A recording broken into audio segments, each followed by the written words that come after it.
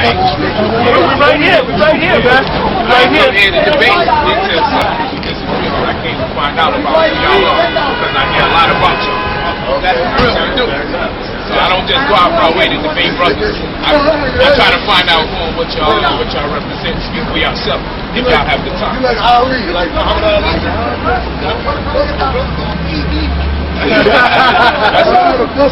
And let me ask you something, Mark. You came up under Dr. York, right? That's correct. Okay. You know, I debated Dr. York back when I was young. When you were young, I never heard of that. That's cool. Well, he made sure you never heard of it. Huh? Okay. This was back in '86. How old was you in '86? Probably 3 years old. Okay, thank you. All right. I went to debate that dude with what 4 other dudes. He didn't want to deal with it. Huh? He didn't want to deal with it. But I was young. You're a young man. You like to debate. I don't like to debate, but if it's an impossible thing, you can do that. And it's all in the name of trying to get you something. What we have. You're an Israelite. Whether you accept it or not, you're an Israelite. And that lesson that I did, and I mentioned you, I don't know if you saw it, but that's the Evo's video? Or that's a different video? No, it's I didn't even see that video. Went in though. Yeah, in the video you mentioned about circumcision, and I brought out the fact that circumcision goes back to the covenant that the Lord gave Abraham, Isaac, and Jacob. Which Jacob's name was changed to Israel. Yes. So that covenant was given to the Israelites. Now the fact that you was doing your thing, you was doing your thing, and then all of a sudden you mentioned circumcision. So when I saw that, I said he mentioned circumcision because that's in his spirit. Now the scriptures tell you that the laws of the Heavenly Father are within our spirit. You mentioned circumcision because you're akin to Israel. You're akin to being an Israelite. That's why. Well, you said it was common sense, right? It was common sense. Right. When the Gentiles do that which pertains to the law, this is the law. Is that Romans somewhere? Well, if they did it, they did it because of Abraham. Because of Abraham. Because you know what? Okay. That's what you say. Let me ask you all this. The people that live in Egypt today, who are they? They're the white man now. That's the original people of Egypt, where are they today? The original people. That goes back to the time of Moses. In different parts of Africa, right? Yeah. They scattered abroad right now. So who would they be? Who would they be? Who would they be? Where did they go? Where did they go? Taz, you in the way, my brother? Under different. In other words, they don't look like Ethiopians, Christians. All right? The original Egyptians, they have to be the Watusi and the Zulu. All right? There would have to be the Watusi and the Zulu. What's this guy, Manufo?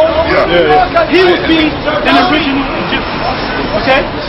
But he was pushed out of that land by the Greeks. Yeah, the Tony. Ask y'all a question. Go ahead. Do y'all guys hate the Africans and make a distinction amongst them and yourselves, or is that Yes, we do, because they're not our people. They're not our people. Although you have a lot of people that live in Africa that are in fact Israelites. Number one, the Hebrews. Right. They're Israelites. Right. How do y'all do that? Y'all don't believe in multiple gods, so you go do it. So how do y'all do that? Because they're confused. They're lost. They're lost? You got our people. They was believing in multiple gods before. Y'all was believing in one God. But there's only one God. There's many spirits. There's many gods. There's only one true God. Now this is the thing. When I realized spiritual groups and religious groups today is their modernized rendition of what the ancients were doing. They accredit themselves for, and then when there's a distinction or contrast to be made, they have a tendency to say that they're confused. But in actuality, those people pre-existed y'all, so if y'all are doing something, y'all will be the offshoot. That's like if you're my father and I'm your son, and I say you're looking like me. People would say, how the hell can I tell my father you look like me? You see what I'm saying? So, but we look at the Igbo as an example. I see clearly there's a lot of things that are not in synchronicity with what we call the father of religion, Abraham, or what we call Judaism, what we call the Hebrew Israelite doctrine. Then there are things that have a similitude. So what I see is this. That's the ancient way in the ancient culture. And today in the modernized brand, for whatever reason, we drop the Igbo's gods. Every time people tell me, if you say you Igbo, you Hebrew, I say, and then they try to tell me Igbo mean Iber and Ifri and all this other stuff. I say, yo, hold on now. Y'all are here today making subscriptions to a diluted rendition of what transpired in ancient times. We got some nerve telling ancient people y'all information came from us. We are infants. We got no right telling them that their information came from us. I don't mind us being ancient people, but the doctrine that y'all are dealing with is not ancient. It's modernized. It's a modernized brand. Let's be specific. And I'm not mad about it. Let's Go ahead, be specific. It's Give me a modernized. doctrine in the Bible That's right. that the Bible got from ancient writings. Yes. Give me an example. Give me an example of what? Give me an example. You said that that the Bible was plagiarized by other books.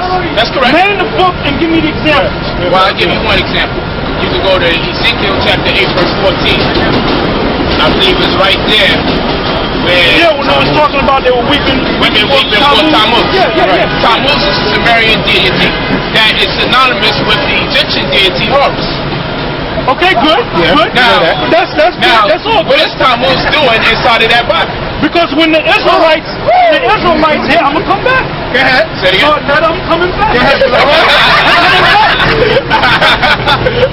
Hey, the reason why the Israelite women weep for Tammuz was because the Israelite women, as well as the men, were back in ancient Egypt for a period of about 430 years. Right. So what did they do when they left the land? They took their gods with them. They took the gods that they secretly worshipped. Well, we're not going to do this. So what we have to do with this, first and foremost, is look at Tammuz, and then we have to get a geographical locale. We're not talking Egypt as of yet. When we say Tammuz, if we look at Tammuz is supposed to be the son of Semiramis and Nimrod. That's right. Which Nimrod came back in reincarnation as Tammuz. That's the story. Okay. You believe that we all reincarnated, right? You believe that okay, good. I Right. can walk with you on that. So now what I'm saying is that's going to take us to present day Iraq, or what we would call Babylon. Right. All right? And we can see clearly where the Israelite doctrine comes from, because the first 7 chapters of this book of Genesis